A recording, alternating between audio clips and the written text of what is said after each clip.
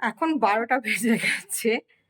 আর আমি পটল পাকা অনেক পটল ছিল, পটল দিয়ে আলু দিয়ে ভাজি করে নিয়েছি আর রুটি করে নিই। এখন লাঞ্চ কাম ব্রেকফাস্ট দুটোই একসাথে হয়ে যাচ্ছে।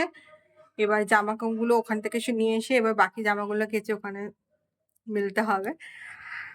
আজকে বিকেলবেলা ভেবেছিলাম বেরোবো, দেখছি মায়ের কাছে একবার যাওয়ার কথা আছে। মানে প্ল্যান করে রেখেছি, কারণ অনেকগুলো কারণ আছে। শরীরের ক্ষেত্রে আমি যদি বলা হয়, শরীরের ক্ষেত্রে একটু প্রবলেম এখনো স্টিল নাও চলছে। দেখা যাক কি হয়। তো তোমরা দেখতে থাকো। তোমরা প্লিজ পাশে থেকো, এটুকুই বলবো। তোমরা প্লিজ সাথে থাকো, পাশে থাকো। তোমরা না থাকলে আমি তোমাদেরকে প্রত্যেকটা দিন আপডেট দিয়েই যাচ্ছি। তো অনেকেই আছে তোমরা যারা মাঝে, মাঝে স্কিপ করে যাচ্ছ এখন। যাই হোক, প্লিজ তোমরা একটু চেক করে দেখে নিও। ব্যাস এটুকুই আমার বলার। আর আমি এখন জাস্ট খাবো। রান্না বলতে গেলে অ্যাকচুয়ালি আমি কিছু সেরকম করিনি আজকে রাত্রে, মানে কেননা কালকে থেকে আমার আরেকটা যেখানে জব করেছি সেখানে আমার ট্রেন স্টার্ট হচ্ছে। তো আজকে সমস্ত কিছু প্রিপারেশান নিয়ে রাখবো। প্রিপারেশান নিয়ে তারপর মানে একদম পুরো ব্যাগ গুছিয়ে রাখবো, কেননা কালকে সকালে উঠে অতটা কাজ করা একার পক্ষে না একটু অসুবিধা হয়ে যায়। তো আর তাড়াতাড়ি বেরোতে হবে, খুব একটা দূর নয় তাও। তো এখন খেয়ে নিই, খেয়ে দিয়ে নিয়ে বাকি কাজগুলো একটা একটা পর আস্তে আস্তে করতে থাকি। তোমরা দেখতে থাকো। 10 বাজে, এখন এক বান্ডিল এই যে আয়রনিং করতে বস। কিছু করার নেই, কেননা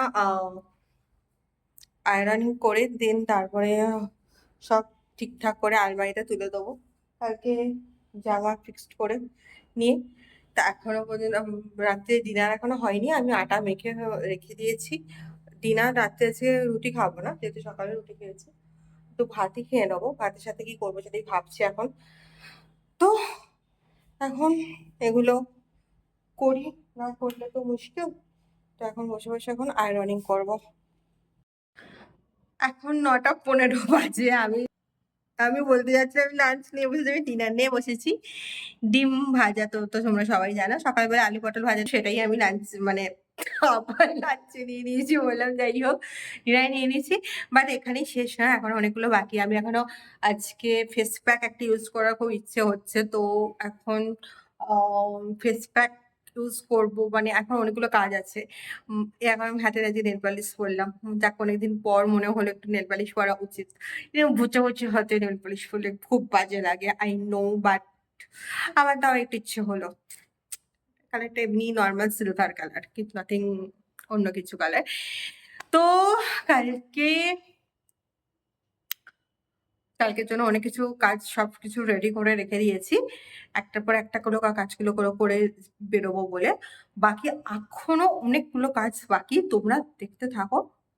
তো এখনো ভিডিওটা শেষ হচ্ছে না, ওকে?